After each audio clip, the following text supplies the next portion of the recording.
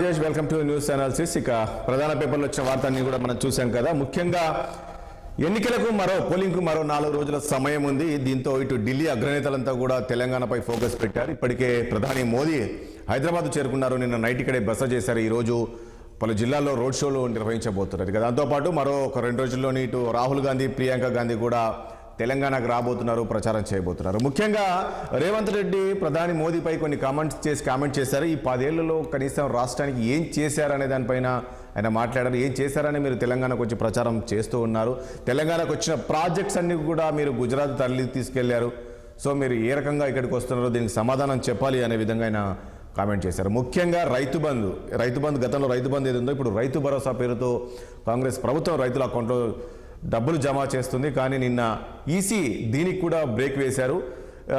మనం చూసాం నిన్నటి వరకు కేవలం 5 ఎకరాలు ఉండే వాళ్ళ లోపు ఈ యొక్క రైతు భరోసా పడింది. కానీ నిన్న ఈసీ బ్రేక్ వేయడంతో మిగతా వాళ్ళకైతే ఈ రైతు భరోసా పడలేదు. ఎందుకు అంటే ఎన్నికల తర్వాత రైతు అకౌంట్లో జమ చేయాలని చెప్పేసి ఈసీ చెప్పింది. అయితే ఈ రైతు భరోసా ఆపింది కేసీఆర్ఏ, రేవంత్ రెడ్డి అని చెప్పేసి కేసీఆర్ చెప్తున్నారు. మరి నిజంగా ఈరోజు ముఖ్యమంత్రి కుట్రలో భాగంగానే ఈరోజు ఈ రైతు భరోసా ఆగిందా అనే అంశాన్ని మనం చర్చిద్దాం. దాంతోపాటు మళ్ళీ ముఖ్యమంత్రి రేవంత్ రెడ్డి ఒక కామెంట్ చేస్తున్నారు పదే బీఆర్ఎస్ బీజేపీ ఒక్కటే, ఈ రెండు ఒక్కటే. ఈరోజు కవిత జైలు నుంచి బయటికి రావాలంటే ఖచ్చితంగా బీజేపీకి సపోర్ట్ చేయాలి. అందుకే కొంతమంది డమ్మీ క్యాండిడేట్లను బీఆర్ఎస్ పార్టీ పెట్టిందని చెప్పేసి మళ్ళీ సేమ్ అదే గతంలో ఏదైతే అసెంబ్లీ సమావేశాల్లో ప్రచారం చేశారో సేమ్ అలాగనే ఈరోజు మళ్ళీ చేస్తున్నారు. నిజంగా అలాంటి పరిస్థితి ఉందా? సో ఇలాంటి అంశాలను మనం చర్చిద్దాం. చర్చలో పాల్గొంటున్నారు బీఆర్ఎస్ పార్టీ నుంచి రజితారెడ్డి గారు ఉన్నారు. అదేవిధంగా కాంగ్రెస్ నుంచి మాజీ ఎమ్మెల్సీ దిలీప్ గారు ఉన్నారు. అదేవిధంగా ఇటు బీజేపీ నుంచి సీనియర్ నాయకులు ఆచార్య గారు ఉన్నారు. రాజకీయ విశ్లేషకులు బండారు రామ్మోహన్ రావు గారు కూడా ఉన్నారు. ముందుగా ఆచార్య గారు ఏం చెప్తారు? ఇవాళ ప్రధాని తెలంగాణలో రోడ్ షోలు నిర్వహించబోతున్నారు. ముఖ్యమంత్రి రేవంత్ రెడ్డి పదే కొన్ని కామెంట్ చేస్తున్నారు. 10 ఏళ్లలో తెలంగాణకు చేసింది ఏమీ లేదు, ఏ మొహం పెట్టుకొని వస్తున్నారు అనేది సూటిగా కామెంట్ చేస్తారు. దాంతోపాటు బీఆర్ఎస్ బీజేపీ రెండు ఒకటే అనేది పదే మళ్ళీ ప్రచారం స్టార్ట్ చేశారు. ఆచార్య గారు, ఈరోజు ముఖ్యమంత్రి గారు వారు మాట్లాడుతున్నటువంటి భాష కావచ్చు, వారు మాట్లాడుతున్నటువంటి కామెంట్స్ కావచ్చు, ఇవాళ తెలంగాణలో ప్రజలు మరోసారి కేసీఆర్ ప్రతిరూపాన్ని స్పష్టంగా ఈ రాష్ట్రాన్ని పరిపాలిస్తుంది అనే భావనని తీసుకొస్తున్నాడు రేవంత్ రెడ్డి గారు. ఎందుకంటే అసెంబ్లీ ఎన్నికలలోనేమో బీఆర్ఎస్ బీజేపీ ఒకటని ప్రచారం చేసి లబ్ధి పొందేది. దానికి అర్థం ఏముందంటే అప్పుడు కవిత గారు అరెస్ట్ కాకుండా ఉన్నారు. అరెస్ట్ కాకుండా ఉన్నదాన్ని పదే ప్రజలలో చెప్పి లబ్ధి పొందింది కాంగ్రెస్ పార్టీ. ఇవాళ అరెస్ట్ అయినాక కూడా మళ్ళీ అదే అంశాన్ని ఇప్పుడు విడిపించుకోవడానికి బీజేపీ బీఆర్ఎస్ ఒకటైందని చెప్పి రెండో ప్రచారం చేస్తున్నాడు ముఖ్యమంత్రి. ఆయన 4 నెలల్లో ఏం చేసిండో అది చెప్పకుండా 10 ఏళ్లలో ఏం చేసిండో భారతీయ జనతా పార్టీ కేంద్ర ప్రభుత్వం 10 సంవత్సరాలల్లా ఎన్ని నేషనల్ హైవేలు ఇచ్చిండ్రు, ఎన్ని కొత్త రైల్వే స్టేషన్లు కానీ లేకపోతే మరమ్మతులు కానీ కొత్త బుల్లెట్ ట్రైన్లు కానీ ఈ దేశంలో రామగుండంలో ఫర్టిలైజర్ ఫ్యాక్టరీ కానీ ఇట్లా బీజేపీ చేసినవి అనేకం ఉన్నాయి. కానీ మంచి కుక్కని కూడా పిచ్చి కుక్క అన్నట్టు ప్రచారం చేసి లబ్ధి పొందాలనేటువంటి ప్రయత్నంలో కాంగ్రెస్ పార్టీ ఒకసారి లబ్ధి పొందింది. బీఆర్ఎస్ బీజేపీ ఒకటని ఒకసారి లబ్ధి పొందింది. మళ్ళీ అదే ప్రయత్నం చేసి గట్టెక్కాలని చూస్తున్నాడు. ఇవాళ పదే ప్రభుత్వాన్ని కూర్చుంటున్నారు. నేను పేగులు తీస్తా, నేను లాగువలు కొడతా, ఇది ఆయన భాష. ఒక ముఖ్యమంత్రిగా ఎన్నికల సందర్భంగా కోట్లాది మంది ప్రజలు వీక్షిస్తుంటారు. ఇవాళ ఏం మాట్లాడుతున్నాడు, ఏం మెసేజ్ ఇస్తున్నాడు? ఇవాళ నువ్వు ఇవాళ 4 నెలలు అయింది మీరు వచ్చినానికి ఏం చేసిర్రు, రేపు ఏం చేస్తారు, మీకు సమయం సరిపోలేదు అది చెప్తలేడు. ఎక్కడ పోయి పేగులు తీస్తా, కడుపు తీరుస్తా, ఇక తొక్కుతా, ఈ రకమైనటువంటి భాషతోటి ఇవాళ తెలంగాణ ప్రజలు విసిగెత్తిపోతున్నారు.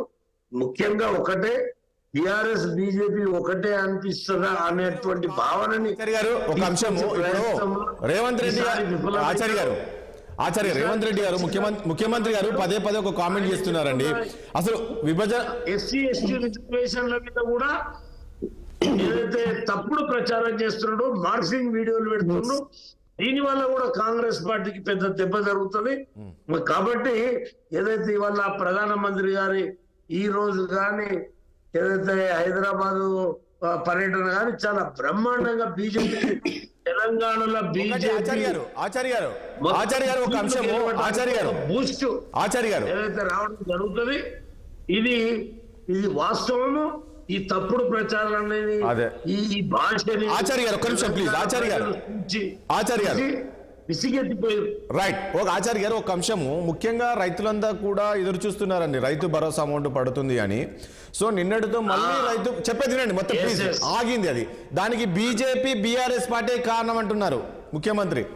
ఇప్పుడు ఆడలేక మధ్యలో అన్నట్టు ఈయన 3 ఎకరాలు 4 ఎకరాల వరకు ఎప్పుడు వేసిండు, ఎలక్షన్ కోడ్ రాకముందుకు వేసిండు. వీళ్ళకి ఎందుకు చేయలేదు? దానికి అడ్డుపడ్డది ఎవరు? ఇప్పుడు ఇప్పుడు వాస్తవంగా ప్రభుత్వం దగ్గర డబ్బు లేదు కాబట్టి, ఎలక్షన్ల డబ్బే లేదు కాబట్టి, ఎవరికైతే రైతు బంధు రాలేదో వాళ్ళంతా వ్యతిరేకంగా ఓటేస్తారు. కాబట్టి ఈ 4 రోజుల ముందు ఒక అబద్ధం ఆడితే ఈ తతంగం అయిపోతుంది అని చెప్పి ఈ 4 రోజుల ముందు ఈయన వేసే ప్రయత్నం చేసినట్టు, ఎవడో ఆపినట్టు. ఏ పార్టీలకి ఎందుకు ఆపుతారండి? అవసరం ఏముంది? ఓనాడు కూడా లైన్ లో నిలబడితే కూడా కేసీఆర్ డబ్బులు వేసిండు, ఆనాడు ఆబ్జెక్షన్ చెప్పిర్రా? ఇప్పుడు ఒకసారి కూడా కేసీఆర్ ఏం చేసిండు, హైదరాబాద్ లో వరదలు వచ్చినప్పుడు 10,000 ఇచ్చి బంద్ చేసి, బీజేపీ వాళ్ళు బంద్ చేసిర్రు. ఎలక్షన్లు వల్ల తెల్లారే ఇంటింటికి వచ్చి ఇస్తాడు. ఆయననే ఇంట్లోకి వెళ్ళి బయటకు వెళ్ళకుండా అయ్యిండు. మళ్ళా రాలే. ఇక ఇవాళ రజితారెడ్డి గారు రేవంత్ రెడ్డి ఇస్తా అంటే ఇచ్చినుంటే ఎవడొద్దన్నాడు? ఆయన ఆపమన్నాడు ఎవడు? ఇప్పుడు ఆచార్య గారు ఒక నిమిషం, ఆచార్య గారు ప్లీజ్ ఒక నిమిషం. ఇవన్నీ బ్లఫ్ మాటలు. రైట్ ఆచార్య గారు కొంచెం ప్లీజ్ ఒక నిమిషం అండి, ప్లీజ్ ఒక నిమిషం ప్లీజ్. ఆచార్య గారు ఒక నిమిషం ప్లీజ్. బీఆర్ఎస్ నుంచి మనకు రజితారెడ్డి గారు ఉన్నారు. రజితారెడ్డి గారు ఏంటి కేసీఆర్ పదే అంటున్నారు, నిన్నటి నుంచి మనం చూస్తాం ఈ సీఎం కుట్రలో భాగంగానే ఈరోజు రైతు బంధు ఆగింది అనేది చెప్తున్నారు. ఒకవైపు ముఖ్యమంత్రి చెప్తున్నారు మీరే రైతు బంధు విషయంలో ఫిర్యాదు చేశారు ఈసీకి, సో ఈరోజు రైతు బంధు ఆగింది. ఎక్కడ మళ్ళా రైతు భరోసా పడితే ఎక్కడ కాంగ్రెస్ వైపు రైతులు ఉంటారో అని ఒక అక్కాస్ తోటి ఒక కుట్రలో భాగంగా మీరిద్దరు బీజేపీ బీఆర్ఎస్ పార్టీ ఇద్దరు కలిసి ఈ రకంగా చేశారు, ఈసీకి ఫిర్యాదు చేశారు ఒక వ్యక్తితోటి అని చెప్పేసి చెప్తూ ఉన్నారు. గుడ్ మార్నింగ్ అండి. First of all good morning. చూడండి, నిజంగానే రేవంత్ రెడ్డి గారికి రైతుల మీద ప్రేమ ఉంటే ఈ పని ఎప్పుడో చేసేవాడు. ఇవాళ కేసీఆర్ పిడికిలు బిగించగానే రేవంత్ రెడ్డి కళ్ళు తెరిచి రైతు బీమా ఇవ్వడానికి ముందుకొచ్చిండు. ఆయన ఎవరు ఆపినరండి? ఇన్ని రోజులు ఇస్తుంటే ఎవరైనా ఆపినరా? రైతుల మీద కళ్ళబొల్లి కబుర్లు చెప్పుకుంటూ దొంగ ప్రేమను నటిస్తూ ఇన్ని రోజులు లేని ప్రేమ ఇప్పుడు ఎలక్షన్ కోడ్ రాగానే ఇస్తాడా అండి? ఇలా కేసీఆర్ గారు బస్సు యాత్ర మొదలు పెట్టగానే ఆయనకు రైతు బంధు రైతు బీమా యాదకొచ్చిందండి. ఈ రోజు నేను కొట్టినట్టు చేస్తాను తిట్టినట్టు చేయాలి పద్ధతిలో పోతున్నాడు. ఆయన ఏదో ఇస్తాను ప్రకటించిండు, ఎలాగో ఎలక్షన్ కోడ్ ఉంది, ఎలాగో ఆపేస్తారని తెలుసు, ఆయనే కంప్లైంట్ ఇచ్చుకుంటాడు మళ్ళా. ఎందుకంటే ఇప్పుడు ఎలక్షన్ లో సార్ అన్నట్టు ఇందాక ఎలక్షన్ లో తిప్పడానికి డబ్బులు లేక మరి ఆయనే కంప్లైంట్ ఇచ్చుకున్నాడో ఏం సంగతో గానీ ఆయన కళ్ళబొల్లి నాటకాలు చెప్తుండు. అసలు వడ్లే కొంటలేడు కదండి. బోనస్ అన్నాడు, ఏమైందంటే బోగస్ అయిపోయింది. ఇప్పుడు 6 గ్యారంటీలో ఒక్కటైనా అమలు చేసిండండి ఆయన. పిల్లం బంగారం అన్నాడు, పోనీ అదన్ని ఇస్తున్నాడా? కళ్యాణ లక్ష్మి ఏమైందండి? కేసీఆర్ గారు ఇచ్చిన పథకాలు ఏమైనా కొనసాగిస్తున్నాడా? వడ్లు కొంటలేడు, ఓవర్సీస్ స్కాలర్షిప్ బంద్ చేసిండు, మళ్ళా చేనేత కార్మికుల ఆత్మహత్యలు కూడా మొదలైనవి. కరోనాలో కూడా రైతు బంధు ఇచ్చిన ఘనత కేసీఆర్ గారిదండి. ఈ రోజు రైతుల ఆదాయం రెట్టింపు చేస్తా అన్నాడు, వచ్చే ముందు చేసిండా? ఆదాయం రెట్టింపు ఏమో కానీ ఇప్పుడు తడిసిన ధాన్యం కూడా కొంటలేడు. కనీసం కల్లాలలో పంటలు పెట్టుకొని రాత్రి పగలు రైతులు వెయిట్ చేస్తుంటే కొనే నాదుడే లేడు కదండి. పరిశ్రమలు తరలిపోయే పరిస్థితి తీసుకొచ్చిండు. ఇవాళ 5 ఎకరాల కంటే ఎక్కువ ఉంటే రైతు బంధు ఇయ్యడట. అంటే రైతు ఎప్పుడు 5 ఎకరాల బిలో అంటే ఎప్పుడు వాడు రైతు అనే వ్యక్తి ఎప్పుడు పేదవాడుగానే ఉండాలా?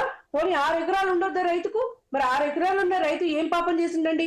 5 ఎకరాలకి ఎందుకు పరిమితం చేస్తున్నాడు? రైతు అంటే ఎప్పుడు చిన్న చూపే కదండి. చూడండి, వీళ్ళు ఏమి కూడా ఇస్తానన్న హామీలు ఏమి కూడా చెయ్యరు. ఏదో ఇక ఎలక్షన్లు అడ్డం పెట్టుకొని అప్పుడు ఏదో కళ్ళబొల్లి కబుర్లు చెప్పిండు, ఆ అసెంబ్లీ ఎన్నికల్లో అటో ఇటో పైకి వచ్చిండ్రు. ఇప్పుడు ఏదో చెప్పి ఏదో మాయ మాటలు చెప్పి కాంగ్రెస్ పార్టీ ఇస్తానని అంతులైన హామీలు ప్రలోభాలు కింద మీద చేసి కాంగ్రెస్ గెలిచింది. కానీ ఈసారి అవి ఏవి నడిచే ప్రసక్తి లేదు. 5 నెలలైనా సరే వాళ్ళ చిత్తశుద్ధి ఏమాత్రం కనబడుతుందండి? ఒక పాలసీ ఉందా వాళ్ళకు? ఉన్న వనరులను కూడా వాడుకునే పరిస్థితి లేదు ఇవాళ ముఖ్యమంత్రి దగ్గర. వాడుకునే తెలివి లేదని చెప్తున్నారు ప్రజలే.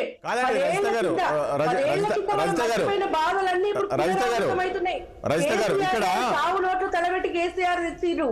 ప్రజలు ఎన్నో ఉద్యమాలు చేసి తీసుకొచ్చిన తెలంగాణ రైతులను కాపాడుకోవడానికి బీఆర్ఎస్ పార్టీ ఒక పాలసీ పెట్టుకుందండి.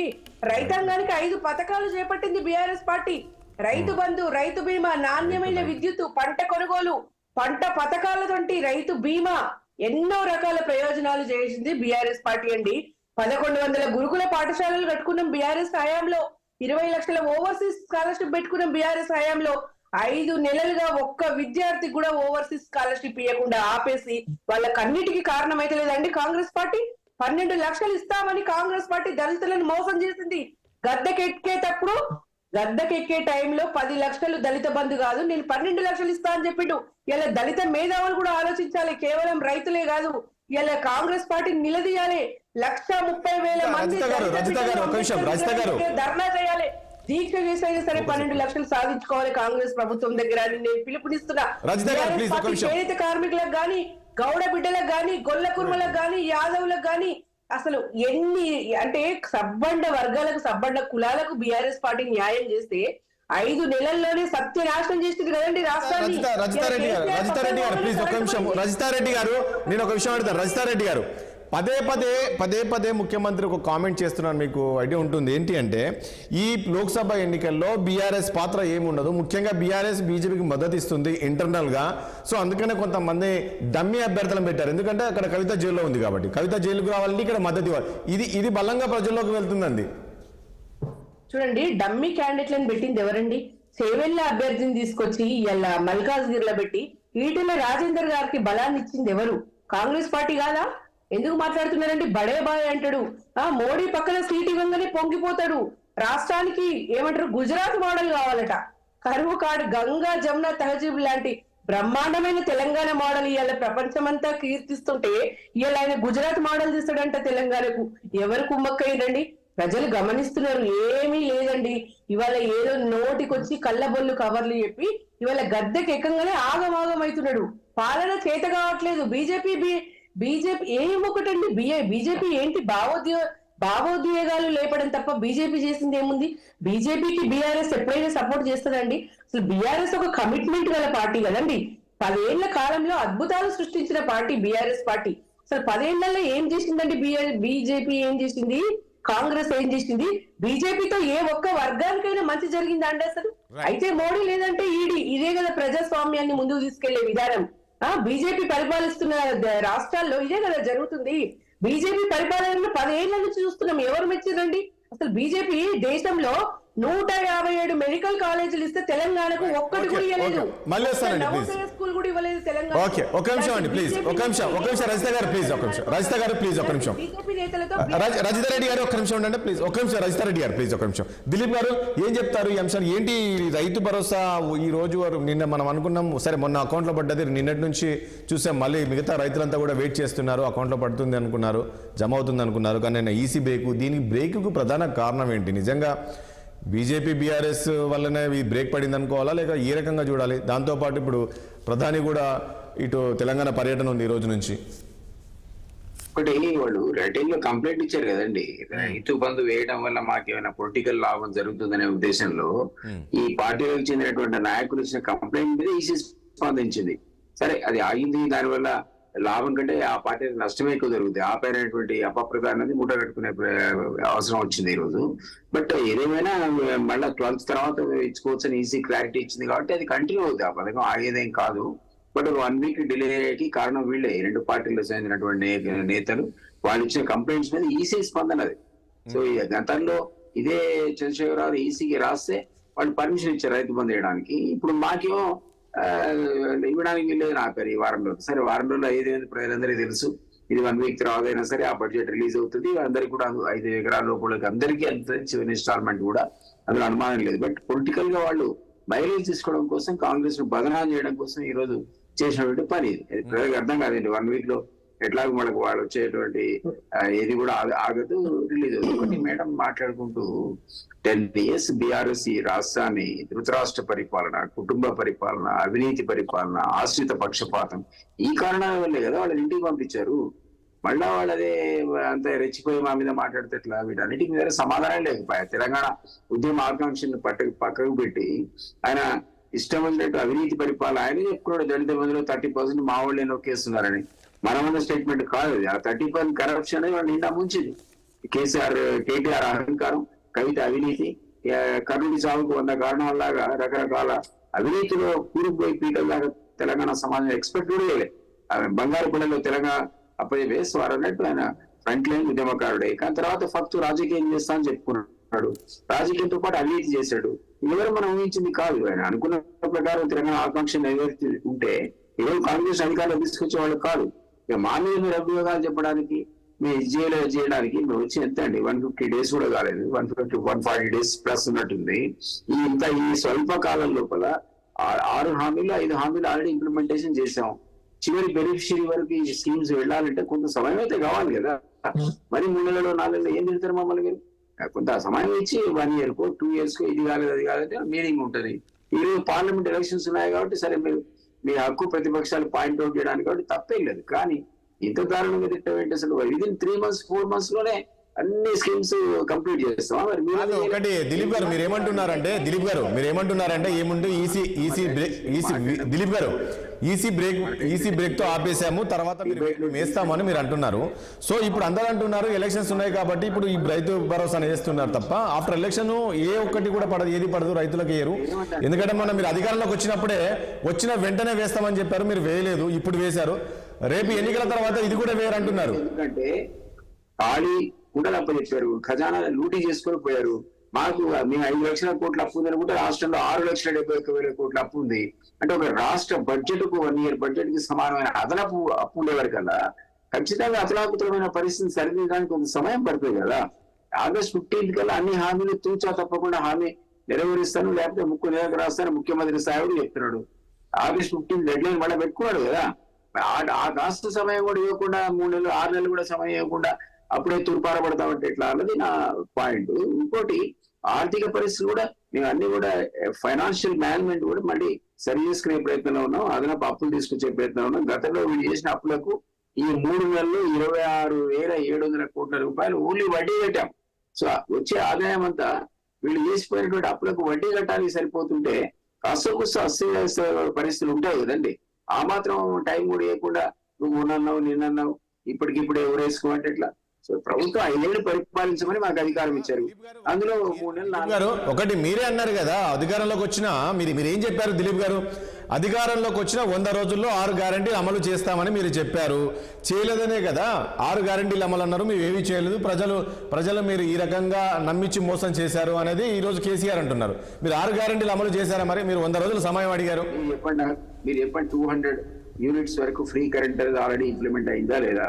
మహిళలకు ఉచిత ప్రయాణం ఇంప్లిమెంట్ అయిందా లేదా? 500 రూపీస్ సిలిండర్ అనేది 20 రూపాయలకు వస్తుందా లేదా? మీరు చెప్పండి నాకు. 5 ఎకరాల లోపు వాళ్ళకి 75 to 80% రైతులకు ఆల్రెడీ డిపాజిట్ అయిందా లేదా? మేము 100 acres కి 200 acres కి అవన్నీ పక్కకు పెడితే 2 లక్షల రుణమాఫీ అనేది మేజర్ కదా. అక్కడ ట్యాక్స్ పేర్ మైండ్ వేస్ట్ చేయడానికి వీల్లేదు. కాబట్టి దాన్ని స్ట్రీమ్లైజ్ చేసే పథకంలో కోర్టు అప్లికేషన్ మాదిరికి వచ్చే ఇప్పుడు రేషన్ కార్డుల కోసం అది స్ట్రీమ్లైజ్ చేసి ఎలక్షన్ అయిన తర్వాత మీరు గతంలో ఇచ్చిన 65 లక్షలకు ఇంకో 20 లక్షలు అదనంగా జోడించిస్తాం. ఆ కార్డే ఒక ఆదా ప్రామాణికంగా డెఫినెట్ గా అన్ని స్కీములు అందరికీ అందుతాయి. ఉన్న అందరికీ ట్యాక్స్ పేరుకు కార్డుకి ఏసీ ఉన్నోడికి డెవలప్మెంటల్ స్కీమ్స్ తీసుకొచ్చి ఆ డబ్బులు ఇవ్వాలంటే అది మీనింగ్ లెస్. గతంలో మీరు చేసిన పొరపాటు. అందుకే ఆ రాష్ట్ర ప్రభుత్వం అప్పుడే ఊపిలో మునిగిపోయింది అవినీతితో పాటు అనాలోచితమైన చర్యల వల్ల. అట్లాంటి పనులు మేము చేయం. మీరే చూస్తారు, మీరు 20 lakh కార్డ్స్ రద్దు చేస్తే సుప్రీంకోర్టు మందలించింది మిమ్మల్ని. మీరు రివ్యూ చేయమన్నారు, మీరు రివ్యూ చేయకుండా వెళ్ళిపోతారు. ఈ రోజు మా దగ్గరికి 1 కోటి దాదాపు 5 లక్షల అప్లికేషన్స్ వచ్చాయి. 65 లక్షలు. కానీ ఒకటి దిలీప్ గారు ప్లీజ్ ఒక విషయము, దిలీప్ గారు ఒక విషయం ప్లీజ్, దిలీప్ గారు ఒక పాయింట్ నేను ఏమంటారు దిలీప్ గారు ఒక నిమిషం ప్లీజ్. దిలీప్ గారు ఆ టైం కూడా ఇవ్వం. దిలీప్ గారు, కేసీఆర్ వెళ్ళి అంటే పర్యటన చేస్తున్నారు కదా, సో అక్కడ రైతుల దగ్గరికి వెళ్ళినప్పుడు రైతులు ఒక అంశం చెప్తున్నారంట, సార్ నిజంగా ఇక్కడ అసలు మేము తప్పు చేసాము, మమ్మల్ని మోసం చేసే పవర్ ఉండట్లేదు, కనీసం రైతు బంధు పడేది ప్రతిసారి 6 నెలలకు, ఇప్పుడు రైతు బంధు పడట్లేదు, ఇబ్బంది అవుతుంది అనేది ఈ మధ్యలో బాగా కేసీఆర్ దగ్గరికి వెళ్ళి రైతులు చెప్తున్నారంట. ఇది ఎంతవరకు వాస్తవం అంటారు?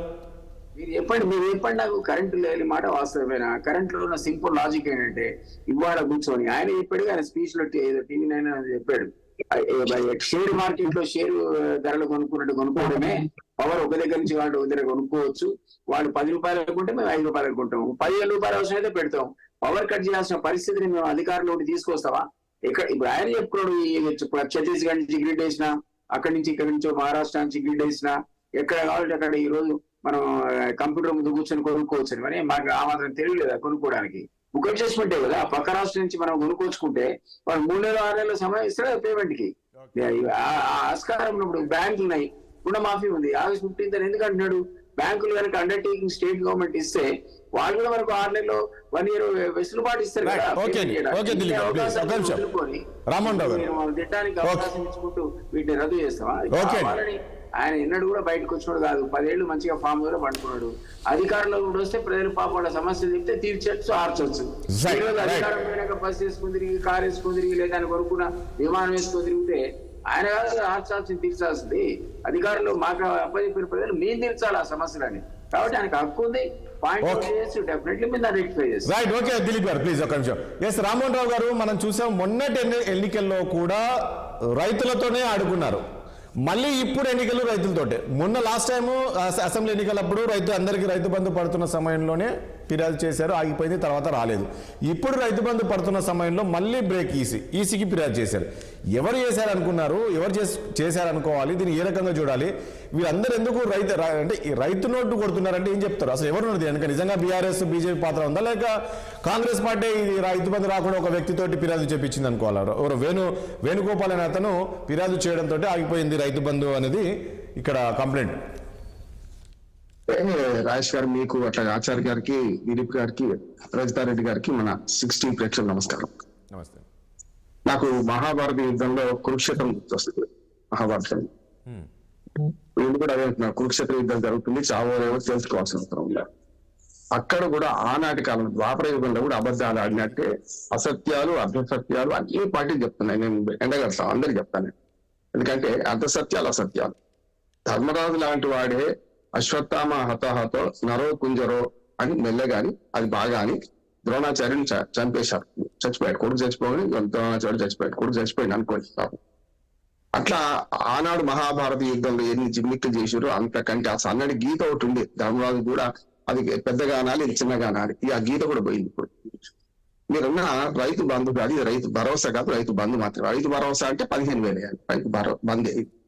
ఈ రైతు బంధును వేయడంలో అన్నిటికని రాజకీయ పక్షాల కంటే కూడా ఎంపైర్ గా ఉండాల్సిన ఎన్నికల కమిషన్ చాలా జిమ్మిక్కులు చెప్తుంది. వీళ్ళకన్నా ఎక్కువ చేస్తున్నారు.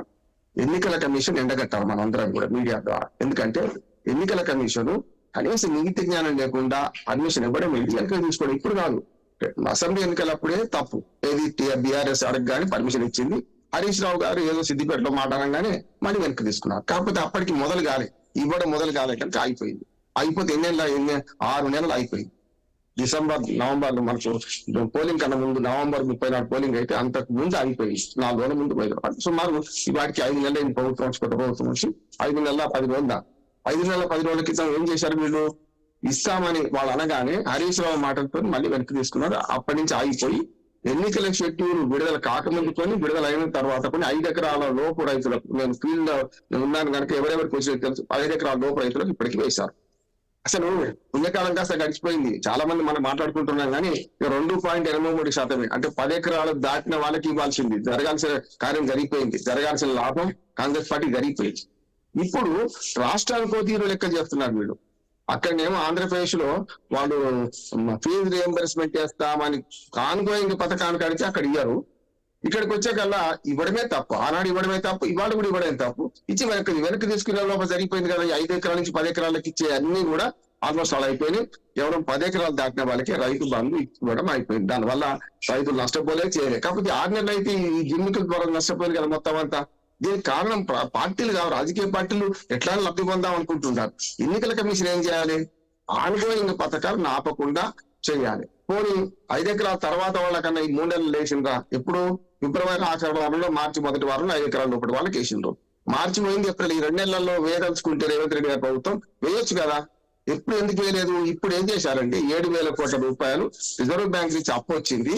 దీన్ని మొదలు బదనాం అవుతున్నాం, ఈ పైసలు వేయకపోతే కష్టం. గతంలో 4,500 కోట్లు వేసి ఇంకొక 2,500 కోట్లు వేస్తే అయిపోద్ది అని చెప్పి ఇప్పుడు మొదలు పెట్టిండ్రు.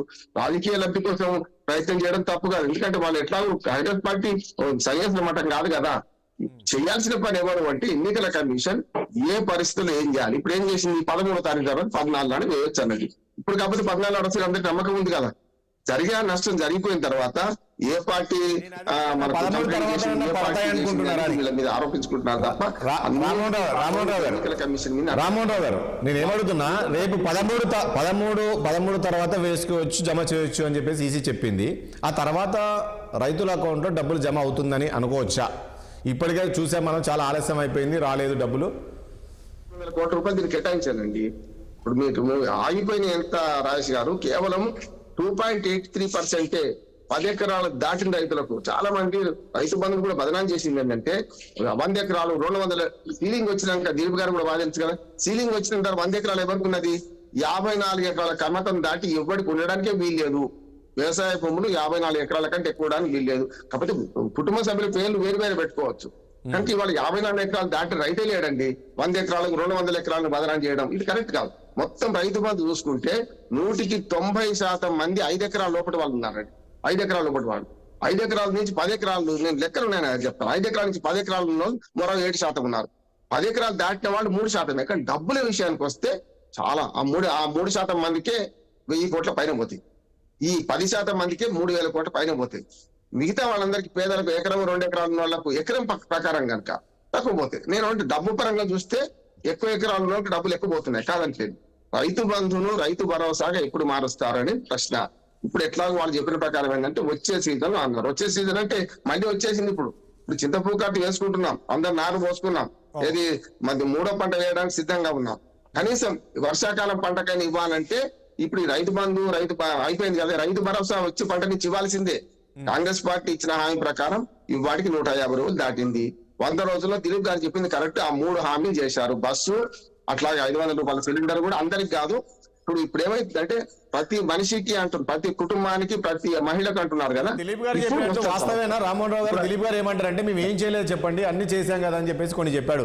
నిజంగా 6 గ్యారెంటీలు అమలు అయినాయి అంటారా దిలీప్ గారు చెప్పినట్టు? అర్ధసత్యాలు అసత్యాలు 3 పార్టీలు చెప్తున్నాయి. మొదటి పార్టీ మొదటి పెడతాను. బీజేపీ ఏం చేస్తుంది? 8 లక్షల కోట్లు 10 లక్షల కోట్లు అంటుంది. తెలంగాణ ఉద్యమంలో స్పష్టంగా ఒక మాట అన్నారు ఉద్యమకారులందరూ, నీళ్లు నిధులు నియామకాలమే ట్యాగ్ లైన్. తెలంగాణ ప్రజల పౌర హక్కు ఏమో అభివృద్ధి పౌర హక్కు, తెలంగాణ జన్మ హక్కు. ఇవాళ అభివృద్ధి పౌర హక్కు 8 లక్షల కోట్ల 6 లక్షల కోట్ల అనేది మనకు రావాల్సిన జిఎస్టీలో వాటా 41% వాటా ఇచ్చి అవన్నీ ఇందులో చేస్తే ఎట్లా? బీజేపీకి ప్రశ్నించాల్సింది ఏంటంటే విభజన హామీలు అమలు చేసిందా లేదా అని బీజేపీ ప్రశ్నించాలి. తెలంగాణ విషయానికి ప్రశ్నించుతున్నా మిగతా. రెండోది ఏంటంటే విభజన హామీలు ఒక్కటి కూడా కాలేదు. గిరిజన విశ్వవిద్యాలయానికి మొన్న ఇప్పటిదాకా భూమి లేదని మొన్న ఇచ్చారు. కాంగ్రెస్ కూడా 100 రోజుల్లో మొత్తం హామీలు అమలు చేస్తా, 2 లక్షల రుణమాఫీ అయితే 9 డిసెంబర్ అన్నారు. సరే, అంతకుముందు 2 రోజుల ముందు ప్రమాణ స్వీకారం చేశారు. 9 నాడు 2 లక్షల రుణమాఫీ చేస్తా అంటే లంక బిందెలో ఉన్నాయనుకుని వచ్చిన. అంతకుముందే 7 లక్షల కోట్ల అప్పు ఉందని వాళ్ళే చెప్పారు కదా ప్రచారంలా. కాంగ్రెస్ పార్టీ వాళ్ళు చేసిన పని ఏంటంటే కేసీఆర్ మొత్తం దివాళా తీయించిండు, రాష్ట్రం అంతా నాశనం చేసిండు, 67 లక్షల కోట్ల అప్పు చేసిండు అన్నారు కదా. ఆ ఫలితం చేసిండు అన్నాడు కదా. లంక మీద ఎట్లా ఊహిస్తారు? ప్రచారంలో పేర్కొనేదే కదా. కనుక 2 లక్షల రుణమాఫీ అనేది ఇప్పటికీ అది రుణమాఫీ తప్పు. బేసిక్ గా రుణమాఫీ అనేది తప్పు. గతంలో కేసీఆర్ చేసిన, ఇప్పుడు వీళ్ళు చేస్తా ఉన్నా తప్పే అంటున్నారు. దెబ్బతీస్తారు. మీరు ఎప్పుడు రైతులు అనగానే అన్ని పార్టీలు వీరావేశంతో మాట్లాడతారు. రైతులకు రైతు బంధు కరెక్ట్, రైతు భరోసా కరెక్ట్. ఇదేంటంటే బిచ్చమిచ్చినట్టు కాదు. వీళ్ళు ఎవరైతే ఎగబెట్టే వాళ్లకు అంటే పరపతి దెబ్బతీసే చర్య రుణమాఫీ. మళ్ళీ రుణమాఫీ ఎన్ని రోజులు చేసినా బ్యాంకులో వీళ్ళ పరపతి పోతుంది. అంటే తీసుకోండి బ్యాంకులు ఎగబెట్టండి. పబ్లిక్ కంపెనీస్ మన షేర్స్ ఉన్నాయి, మన బ్యాంకుల్లో మన డబ్బులు ఉంటాయి, ఇష్టం ఉన్నట్టు తీసుకోండి ఎగబెట్టండి అనే ప్రచారం ఎట్లా చేస్తారు వీళ్ళు? ఆనాడు కాంగ్రెస్ చేసినా టీఆర్ఎస్ చేసినా ఇవాళ కాంగ్రెస్ చేస్తున్నా రుణమాఫీ తప్పు. Right. అన్ని పార్టీలు ఈ విషయంలో పిల్లి మొగ్గలు వేస్తే Right. Okay. అంతకంటే పెద్ద పిల్లి మొగ్గలు వేసేది ఇప్పుడు ఎన్నికల రైట్, ఓకే అండి. రామ్మోహన్ రావు గారు ప్లీజ్ ఒక్క నిమిషం. రామ్మోహన్ రావు గారు, ఆచార్య గారు నేను ఒక విషయం అడుగుతాను. నేను ఇంతకుముందు అన్నట్లు 4 రోజుల సమయం ఉంది, అంటే 4 రోజులు తెలంగాణ మొన్న ఎన్నికల నుంచి కూడా ఢిల్లీ అధిష్టానం సీరియస్గా తెలంగాణ పైన ఫోకస్ పెట్టింది. మనం చూస్తున్నాం, అమిత్ షా వచ్చారు మొన్న, మళ్ళీ ఈరోజు ప్రధాని, మళ్ళీ అమిత్ షా, మళ్ళీ ఈ రకంగా ఇక్కడ పర్యటన చేస్తున్నారు, రోడ్ షోలు నిర్వహిస్తున్న సభలు.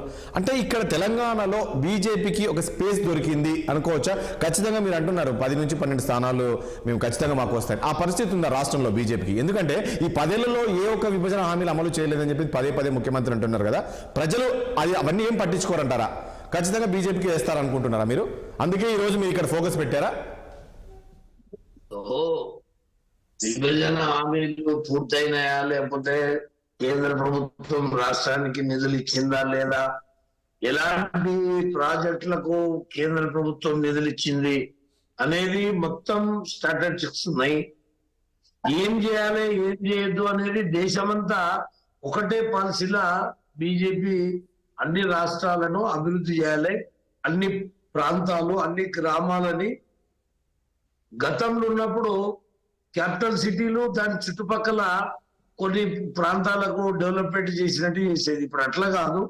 మీరు చూస్తున్నారు, కశ్మీర్ కావచ్చు, లేకపోతే మణిపూర్ కావచ్చు, ఈ ఇతరత్ర రాష్ట్రాలన్నీ కూడా ఒకే డెవలప్మెంట్ తీసుకురావాలనే ఆలోచనతోటే ఏమేం చేయాలో రైల్వే ప్రాజెక్టులు కానీ, రైల్వే కొత్త లైన్లు కానీ, లేకపోతే నేషనల్ హైవేలు కానీ కేంద్ర ప్రభుత్వం చేయాల్సిన డెవలప్మెంట్ లా తెలంగాణకి ఎంత రావాలో అంత వచ్చింది. ఇవాళ విభజన హామీలు కావాలంటే గిరిజన యూనివర్సిటీకి ల్యాండ్ ఇవ్వమంటే అప్పుడు 10 ఏళ్ళు ఆ ప్రభుత్వం పట్టించుకోలేదు. పట్టించుకోకుండా కూడా ఏదైతే ఈ ప్రభుత్వం వచ్చినాక అడిగితే కూడా దాన్ని ఇమ్మీడియట్లీ మళ్ళీ శాంక్షన్ కూడా చేయడం జరిగింది. గతంలో చేసిరు, వాళ్ళు దాన్ని రిసీవ్ చేసుకోలే. కాంగ్రెస్ ప్రభుత్వం వచ్చినాక కూడా దానికి ఇచ్చినాం, వాళ్ళు దాన్ని తీసుకున్నాం.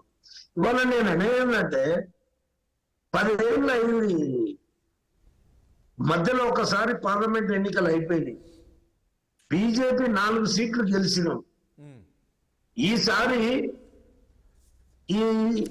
ఈ ఎన్నికలు తెలంగాణలో బీజేపీకి మంచి అవకాశాలు ఉండే రిజల్ట్స్ వస్తున్నాయి. ఖచ్చితంగా మేము 2 పార్టీలు, ఒక పార్టీకి అయితే 1 సీట్ కూడా రాదు. ఆఫ్టర్ ఎలక్షన్ కూడా మీరు అందరూ చూస్తారు, మనం కూడా చూద్దాం.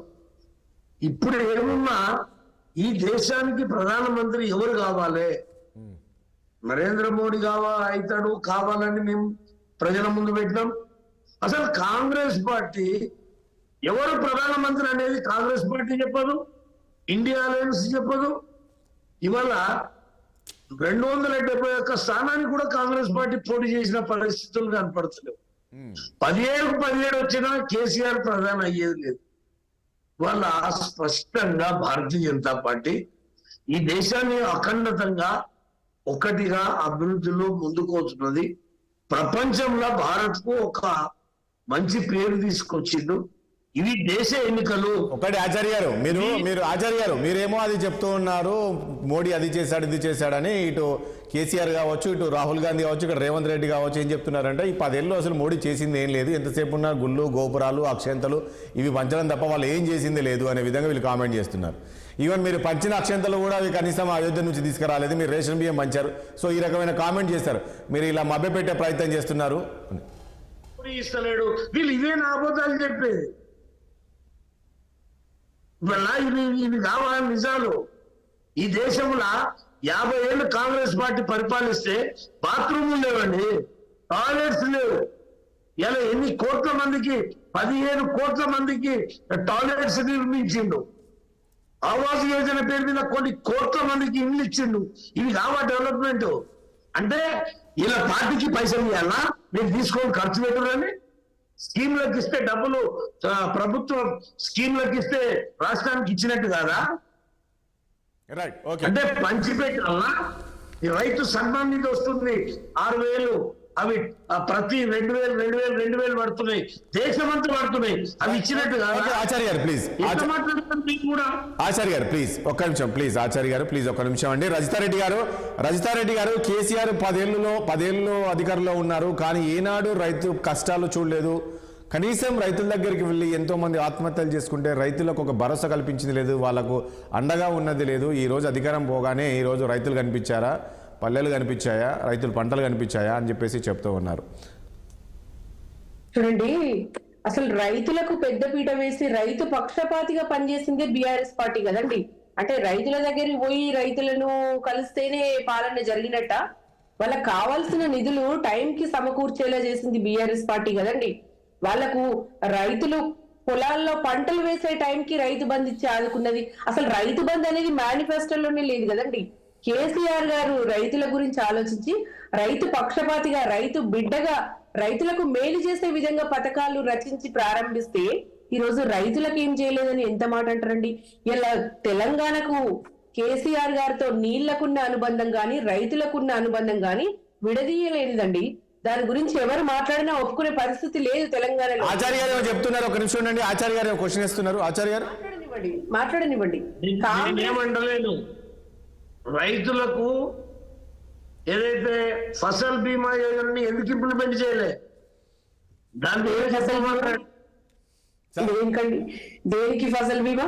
చూడండి, కాంగ్రెస్ వచ్చింది, కరెంటు మోటార్లు కాలిపోయినాయి. కేసీఆర్ బస్సు యాత్రకు బయలుదేరితే ఇప్పుడు రైతు బంధు ఇస్తున్నాడు. ఏం లేదండి, తెలంగాణలో మళ్ళా గులాబీ వేవ్ కారు జోష్ మొదలైందండి. కేసీఆర్ వేవ్ కనిపిస్తుంది. వీళ్ళు ఏం చేసినా కూడా ఏమీ తగ్గే పరిస్థితి లేదు. ఏం చేసిండు బీజేపీ? సబ్కా వికాస్ అన్నాడు, ఏం చేసిండు? సబ్కా సత్యనాశ్ చేసిండ్రు.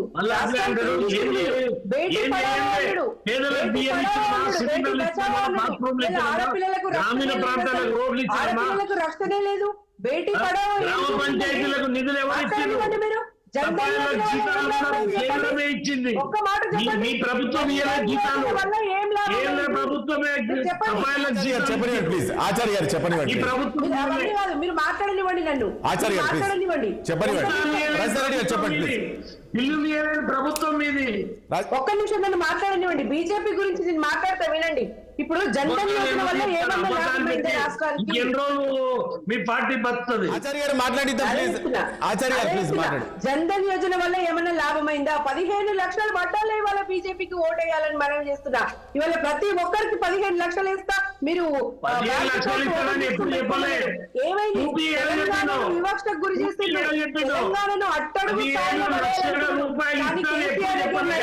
ఆచార్య గారు అది కాదు పాయింట్. ఏంటంటే ఆచార్య గారు ఇప్పుడు రజిత గారు చెప్పేది ఏంటంటే, ఆచార్య గారు 15 లక్షలు మీరు అకౌంట్లో ఇస్తామని కాదు, అంటే నల్లధనం మేము తీసుకువస్తే ప్రతి అకౌంట్లో 15 లక్షల రూపాయలు వేయొచ్చు అన్నారు. సో అది చేయలేకపోయారనే కదా. సారీ, ప్రజలు కేసీఆర్ కు మీటరు. రజిత గారు ప్లీజ్ మాట్లాడండి. రైతుల మోటార్లకు మీటర్లు పెట్టాలంటే మాట్లాడనివ్వండి. మా మినిమం మేనేజ్ మెయింటైన్ చేయండి సార్. ఎవరికి ఇచ్చిన టైంలో మోటార్లకు మీటర్లు పెట్టాలి. రజిత గారు ఆచార్య గారు ప్లీజ్ ఒకసారి రజిత గారు మాట్లాడిద్దాం ప్లీజ్. మాట్లాడండి. ఆ శ్రీనగర్ ప్రాజెక్టు 7 మండలాలను మాకు కాకుండా చేసింది బీజేపీ కాదండి. ఇవాళ బీజేపీ ఓడిపోవాలని దేశమే కోరుకుంటుందండి, కేవలం తెలంగాణ కాదు. ఎందుకంటే అన్ని రంగాల్లో బీజేపీ విఫలమైంది. ఏడాదికి 2 కోట్ల ఉద్యోగాలు అన్నాడు. పెట్రోల్ విపరీతమైన రేట్లు, మహిళలకు భద్రత లేదు, నల్లధనాన్ని వెనక్కి తీసుకురాలేదు, క్రోనీ క్యాపిటలిస్టులను పెంచి పోషించిందండి. న్యాయ వ్యవస్థకు ఆటంకం కలిగించింది బీజేపీ పార్టీ. మీడియాను హైజాక్ చేస్తుంది వల్ల, ప్రపంచ ఆకలి సూచికలు దిగజారింది వల్ల, ప్రజాస్వామ్యాన్ని నిరంకుశంలోకి దిగజార్చిందండి. మహిళా రెజ్లర్లను అవమానించిన పార్టీ బీజేపీ పార్టీ కాదండి. దయచేసి ప్రజలు గమనించాలి. ఇవాళ బీజేపీని బొందబెట్టాల్సిన పరిస్థితి వస్తుంది. శవాలు శివాలని మాట్లాడిస్తారా అండి? విధ్వంసకారుల మాటలు పార్లమెంట్, ఇట్లాంటి విధ్వంసకారులను పార్లమెంట్ పంపిస్తే రాజ్యాంగం భద్రంగా ఉంటుందండి? ఖచ్చితంగా ఉండదు. కాబట్టి ఇలా బీజేపీ మద్దతుతో పార్టీ ఎంత దూరంగా ఉంటే అంత మంచిది.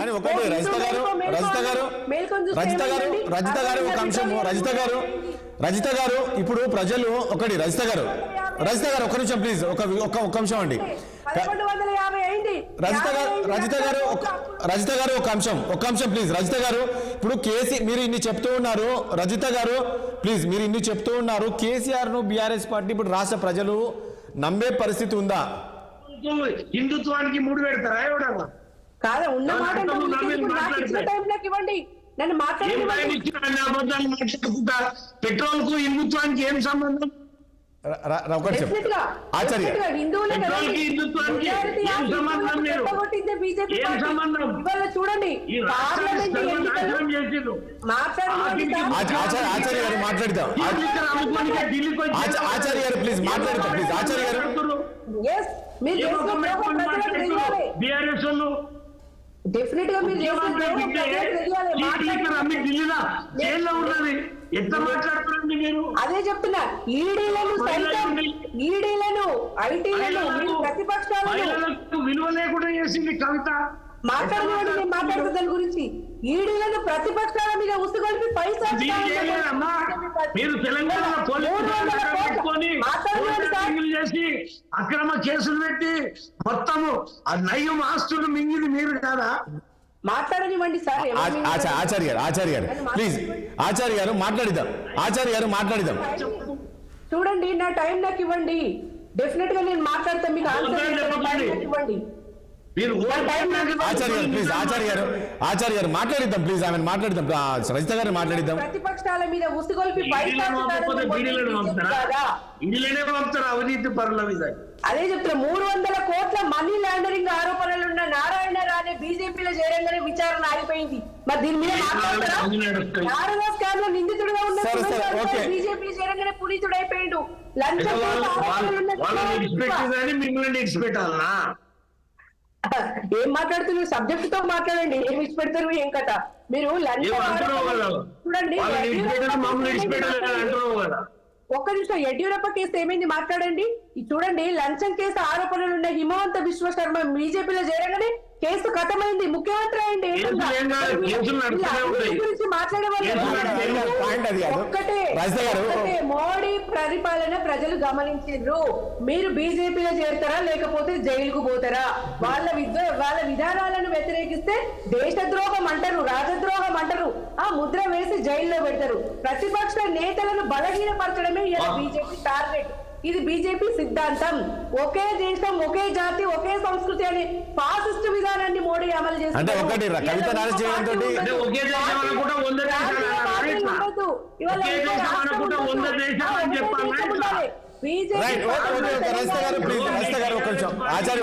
ఆచార్య గారు కొంచెం దిలీప్ గారు ఒక నిమిషం ప్లీజ్.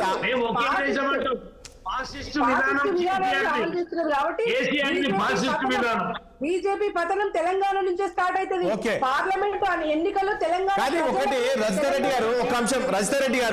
ఒక అంశం ఆచార్య గారు ప్లీజ్. రజితారెడ్డి గారు ఒక అంశం. మీరు బీజేపీ పైన ఈ స్థాయిలో విమర్శలు చేస్తున్నారు కదా. ఇదే కేసీఆర్ ప్రభుత్వం పోయిన తర్వాత చూసాం కదా, కవితను అరెస్ట్ చేశారు. ఒకవైపు ఏ శాఖలో చూసినా స్కాములు, ఇవన్నీ పెట్టుకొని ప్రజలు మీ వైపు ఎట్లా ఉంటారనుకుంటున్నారు రజితారెడ్డి గారు? నేను ఒకటే చెప్తున్నా, గవర్నమెంట్ మీ చేతిలో ఉంది, మీరు నిరూపించండి. మీరు ఆధారాలతో సహా. ఇప్పుడు మనీ లాండరింగ్ కేసు అని చెప్పి కవిత గారిని అరెస్ట్ చేశారు. ₹1 కూడా వాళ్ళు నిరూపించలేదు మనీ లాండరింగ్ లో. సంవత్సరం నుంచి 2 ఏళ్ల నుంచి సాగుతూనే ఉంది కేసు. ఏమాత్రం కొలిక్కి వచ్చింది చెప్పండి. ఇది మీ రోజు నిరూపించింది ఏంది? మీరు ఇవాళ మనీ లాండరింగ్ కేసులో ₹1 అయినా నిరూపించగలిగారా? ఈ రోజు మోడీకి ఎదురెళ్లడం వల్లనే ఆమె అరెస్ట్ అనడం కరెక్ట్ కాదా? ఈ రోజు చూడండి, ఇలా ఎమ్మెల్యేల కొనుగోలు విషయంలో వచ్చిండు ఆయన పెద్ద మనిషి. ఆయన మీద మనం కేసు పెట్టినందుకు గాలై వల్ల కవిత గారిని అరెస్ట్ చేసింది నిజం కాదంటారా? ఈ రోజు ఎమ్మెల్యేల కొనుగోలు విషయంలో రెడ్ హ్యాండెడ్ గా వాళ్ళ కేంద్ర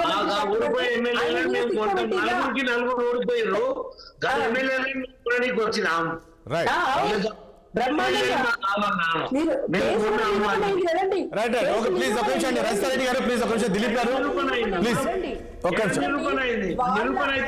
ఆచార్య గారు బీజేపీ సిద్ధాంతాలను కష్టపూరిత చూస్తూ ఉండండి. ఒక నిమిషం అండి ప్లీజ్. ఒక నిమిషం. దిలీప్ గారు ప్లీజ్. దిలీప్ గారు మీట్లో ఉన్నారు చూడండి. దిలీప్ గారు మీట్లో ఉన్నారు చూడండి. సపోర్ట్ చేస్తే ఎట్లా తల్లి? రైట్. దిలీప్ గారు మీరు మీట్లో ఉన్నారు చూడండి. చెప్పండి. ఎస్ దిలీప్ గారు, ఏంటి ఈరోజు కేసీఆర్ బస్సు యాత్ర స్టార్ట్ చేయగానే రైతు బంధు బాగా గుర్తొచ్చింది కాంగ్రెస్ ప్రభుత్వానికి అని చెప్పేసి మేము చెప్తూ ఉన్నారు.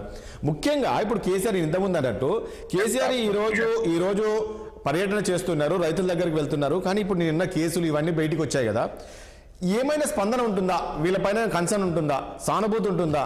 అరే నిజంగా కదా గతంలో కేసీఆర్ ఈ రకంగా ఉన్నప్పుడు మాకు రైతు బంధు పడ్డా ఇది పడ్డా అని, లేక ఈ కేసులు గుర్తుకొస్తాయా మీరు ఇక అధికారంలో ఉండి ఈ రకంగా స్కాములు చేశారు అని?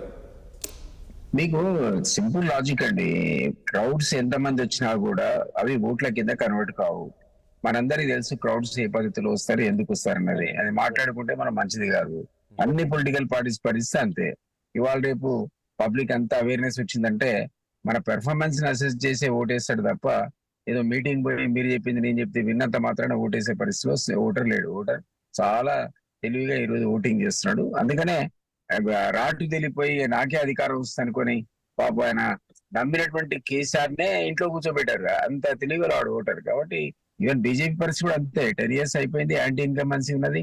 వాళ్ళు కూడా ప్రత్యేక తెలంగాణ కాంటెస్ట్ లో చేసింది ఏం లేదు. ఆయన ఎందుకో తెలంగాణ మీద విషయం కలుపుతా ఉంటాడు మోడీ గారు. ఏ కారణం వచ్చేదో తెలియదు. తల్లిని చంపారంటాడు, బిడ్డను బతికిచ్చారంటాడు.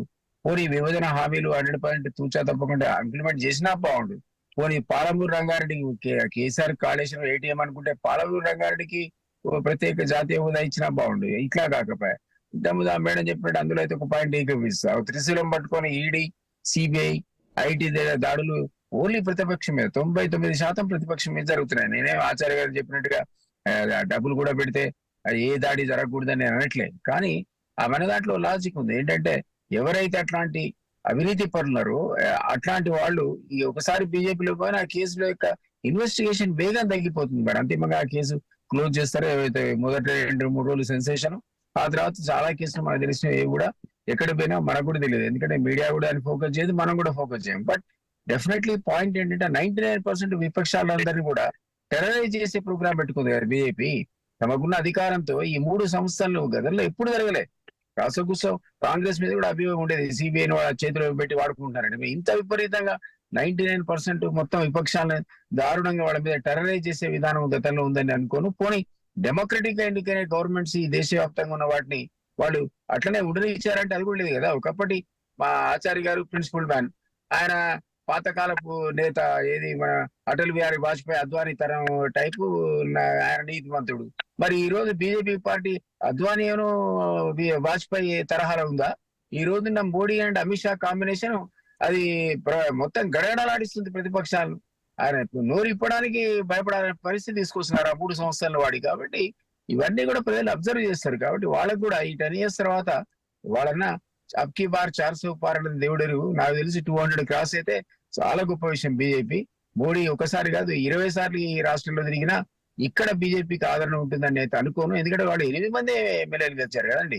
దానికి ప్రపోర్షనేట్ గా వాళ్ళకున్న 4 స్థానాలు ఒకటి దిలీప్ గారు ఒకటి పాయింట్. దిలీప్ గారు మీరు అన్నది ఓకే, కానీ కాంగ్రెస్ మొన్న అధికారంలోకి వచ్చిన విషయం మనం చూసాం. ఏంటి అంటే అక్కడ కేసీఆర్ పైన ఉన్న వ్యతిరేకత కావచ్చు, దాంతోపాటు మీరు ఇచ్చిన హామీలు అవన్నీ చూసి ప్రజలు మీకు వేశారు.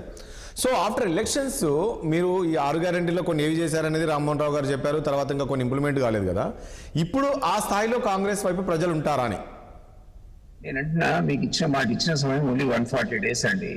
ఇంతకుముందు కూడా నేను మా బిగినింగ్ లో చెప్పాను 140 రోజులకే మేము నడివి రోడ్డు పేరు ఊరేస్తా అంటే ఇట్లా 1 year 2 years ఇచ్చి మా ఫెయిల్యూర్ గురించి మాట్లాడలేదు. కానీ ఇప్పుడు పార్లమెంట్ ఎలక్షన్స్ వచ్చాయి కాబట్టి ఈ ఐటమ్స్ అన్ని చర్చకు వస్తున్నాయి. ఖాళీ ఖజానాతో ఈ ఇష్యూస్ ట్యాకిల్ చేయడం వల్ల కొంత మాకు ఇబ్బంది ఏర్పడమాట వాస్తవమే. అంత మాత్రం చేత మాకు చిత్తశుద్ధి లేదని కానీ మేము అబద్ధ హామీలు ఇచ్చామని అంటే ఇట్లా August 15th dead line CM చెప్తున్నాడు. August 15th నేను ఖచ్చితంగా అన్ని పథకాలు రా హరీష్ రావు దమ్ముంటే రాజీనామా జేబులో పెట్టుకోరా, ఆ రోజు నువ్వే రాజీనామా ఇచ్చిపోవాల్సిన పరిస్థితి వస్తేనే అంత ఓపెన్ ఛాలెంజ్ చేస్తున్నాడు కదా ఎలక్షన్ కానీ మరో సందర్భం కానీ. ఆర్థిక పరిస్థితి అంతంత మాత్రంగా ఉంది రాష్ట్రంలో. దిలీప్ గారు ఇప్పుడు మీరేమో కాదు దిలీప్ గారు మీరు మాట్లాడిన దాంట్లో 2 అంశాలు. ఒకటి దిలీప్ గారు మీరేమో ఆగస్టు 15 వరకు మేము అంతా పూర్తి చేస్తాం, రైతు బంధు అదేంటి రుణమాఫీ చేస్తామని మీరే అంటారు. మరొకసారి అంటారు ఇక్కడ రాష్ట్ర ఆర్థిక పరిస్థితి అంతంత మాత్రంగానే ఉంది, కాస్త ఇబ్బందికరమైన పరిస్థితులు మళ్ళీ మీరే అంటారు. అంటే ఏ రకంగా దీన్ని చూడాలి? మీరు ఆర్థిక పరిస్థితి అంతంత మాత్రంగా ఉంది కాబట్టి ఏలేమని చెప్తారా? సరే ఏ రకంగా ఉన్నా సరే ఖచ్చితంగా ఇస్తాము, ప్రజలకు ఇచ్చిన హామీలు అమలు చేస్తామని చెప్పి చెప్తారా? ఈ 2 ఉన్నాయి కదా. రకరకాల ఏజెన్సీస్ లోనింగ్ చేసి ఉంటాయి. మీకు సింపుల్ లాజిక్ చెప్తా. నిన్న మొన్న మీరు పేపర్లో 1 month కింద చూస్తే జపనీస్ ఎయిడ్ జైకా అంటారు దాన్ని, సీఎం కలిసింది. వాళ్ళు ఒక 60,000 కోట్ల రూపాయలు వివిధ సంక్షేమ పథకాలు ఇవ్వడానికి ముందుకు వచ్చారు. ఇట్లాంటి ఏజెన్సీస్ అన్ని కూడా ఐడెంటిఫై చేస్తున్నారు. వాళ్ళు ఇచ్చారు కూడా, వీళ్ళు 11% అప్పు 12 రూపాయల వడ్డీ తీసుకొస్తే వాళ్ళు ఇచ్చేది 1.5% per annum, 1.5%. 35 years repayment schedule ఉంది. అది ప్రభుత్వ రంగ సంస్థ జైకా. ఆ రకంగా ఎక్కడెక్కడ అవకాశాలు ఉన్నాయో తక్కువ వడ్డీతో డబ్బులు తీసుకురావచ్చు, ఏ రకంగా ఈ ఉన్నటువంటి క్రైసిస్ ని అధిగమించాలో మీరు సర్వే చేస్తున్నాం, ప్రయత్నం చేస్తున్నాం. అందులో డెఫినెట్ గా సక్సీడ్ అవుతాం. రామ్మోహన్ రావు గారు చివరిగా సమయం లేదు నాకు. ఒకటి నేను ఇంతకుముందు అన్నట్టు, ఏదైతే అసెంబ్లీ ఎన్నికల్లో కాంగ్రెస్ స్పీడ్ ఏ రకంగా ఉండే, ప్రజలు కూడా ఆ స్థాయిలో వాళ్ళకు ఓట్లేసి గెలిపించారు. ఇప్పుడు లోక్సభ ఎన్నికల్లో ఆ పరిస్థితి ఉంటుందా? కాంగ్రెస్ పార్టీకి ఉంటుందా? నిజంగా బీజేపీ వీళ్ళు అనుకున్నట్లు మాకు ఖచ్చితంగా 10-12 స్థానాలు వస్తాయని చెప్పి బీజేపీ చెప్తుంది. బీజేపీకి ఆ స్థానాలు వచ్చేంత పరిస్థితి ఇక్కడ ఉందా? వీళ్ళు అంత రాష్ట్రానికి ఏమైనా చేశారా బీజేపీ? ఏ రకంగా ఎట్లా ఉండే అవకాశం ఉంది? చివరిగా రాజేష్ గారు, ఎప్పుడు ఏ 2 ఎన్నికలు ఒకే విధంగా ఉండవు. 2018 అసెంబ్లీ ఎన్నికలు 19 పార్లమెంట్ ఎన్నికలు 2 చూశాం కదా. 4 సీట్లు పార్లమెంట్ సీట్లు బీజేపీకి, 3 సీట్లు కాంగ్రెస్ కి ఇచ్చారు. 9 సీట్లు మాత్రమే టీఆర్ఎస్ ఇచ్చారు. కనుక 2 ఎన్నికల మధ్యన సారూప్యం ఉండదు, పోటీ ఉండదు. ఒకటి ఇప్పుడు కూడా అంతే. 6 నెలల క్రితం పరిస్థితులు వాళ్ళు లేవు. రాష్ట్రంలో ఇంకో రకంగా ఉన్నాయి పరిస్థితులు. అటు బీజేపీకి కానీ, కాంగ్రెస్ కానీ, టీఆర్ఎస్ కానీ. నేనైతే త్రిముఖ పోటీ ఉందనుకుంటున్నాను. 2 పార్టీలు టీఆర్ఎస్ ఏమీ లేదనడం తప్పు అంటున్నాను. ఉన్నాయి, ముగ్గురికి ఉన్నది అవకాశాలు. 1, 2, 3 ఎవరు అనేది ఇప్పుడు చెప్పలేదు. ఇంకొక 4 రోజులు తేలిపోయే అవకాశం ఉంది. నేను ఒక మాట చెప్తాను, ఇప్పటిదాకా ఏమీ జరగలేదు అంటే అబద్ధమే. గ్లాసులో సగం నీళ్లు ఉన్నాయి, సగం నీళ్ళు లేవు. ప్రభుత్వాలు చేసింది ఏమీ లేదు అనడం తప్పే, అన్ని చేసామనేది తప్పే. అందుకని ఈ పాజిటివ్ చూసే వాళ్ళు గ్లాసులో సగం నీళ్లు ఉన్నాయని చూస్తున్నారు, నెగిటివ్ చూసే వాళ్ళు ఏమీ లేవని చూస్తున్నారు. ఒక మాట చెప్పి ముగిస్తాను, చాలా పెద్ద కథ, కానీ కోడిగుడ్డంత బంగారం అని చిన్నప్పుడు చదువుకునేవాడిని. అంటే ఒక పని మనిషి, ఒక పని అయినా రాజుగారికి రోజు మాలిక్ చేస్తానికి వచ్చేవాడట. ఆయన రాజ్యం ఎట్లుంది రా బాబు అని రాజు అడిగితే, అయ్యో అందరి దగ్గర బ్రహ్మాండంగా ఉంది, కోడిగుడ్డ అంత బంగారం ఉందని అన్నాడట. ఆ ఇంట్లో దొంగలు పడ్డారు. ఆ పని మనిషి ఇట్లా పోయింది, ఆ కోడిగుడ్డ అంత బంగారం పోయింది. తెల్లారి రాజు దగ్గరికి వస్తే రాజు అడిగితే ఏమన్నట అంటే, అయ్యా మొత్తం నాశనం అయిపోయింది, దేశంలో అంత దొంగలు ఉన్నారు, పడిపోయింది, అంత అయిపోయింది, ఎప్పటి దగ్గర కోడిగుడ్డ అంత బంగారం లేదు అని అన్నట. మన సర్వెంట్స్, ఇప్పుడు పబ్లిక్ సర్వెంట్స్, రాజకీయ పార్టీలన్నీ కూడా, ఈ రాజకీయ పార్టీలు ఏం చెప్తున్నాయి, అధికారం ఉన్నప్పుడేమో బ్రహ్మాండంగా ఉంది అంటారు, అధికారం దిగిపోగానే అంతా వట్టిదే అంటున్నారు. అందుకని నేను ఒక్క మాట చెప్పి ముగిస్తాను.